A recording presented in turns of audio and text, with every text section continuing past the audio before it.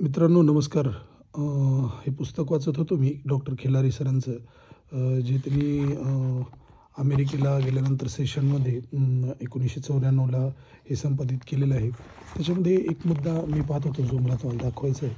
त्याच्यामध्ये असं सांगितलेलं आहे की थॉम्सन सीडलेस द्राक्षात पाण्यातून नत्रयुक्त खते देणे आणि फळकाडीची जागा यांची डोळेमार आणि डोळ्यातील घडमध्ये निर्मितीवर होणारा परिणाम, असा एक शोध या ठिकाणी किंवा असा एक रिसर्च या ठिकाणी केला आहे.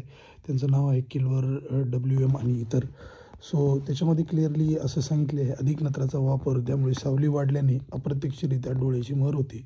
द्राक्षांना फुटी पाणी काढून सर्व विस्तारात प्रकाशात वाढवणे, काड्या व्यवस्थित जागी वळण देण्याची पद्धत यामुळे डोळ्यांची मर कमी झाली आणि घडनिर्मिती वाढली, असं या ठिकाणी दाखवलेलं आहे.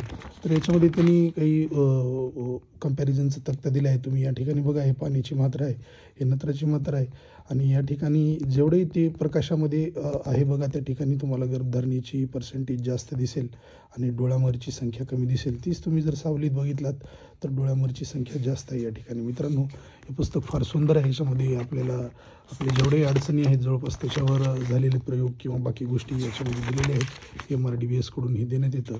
तर तुम्ही मित्रांनो घ्या. तुम्हाला सांगायचं हे आहे की बाबा 1989ला झालेले रिसर्च पण आज एकदम रिलेव्हंट आहेत आणि कॅनोपी नियोजनाबद्दल ज्या गोष्टी आम्ही सांगतोय त्या किती गरजेच्या आणि योग्य आहेत ते दाखवण्याचा या ठिकाणी प्रयत्न होता. थँक्यू.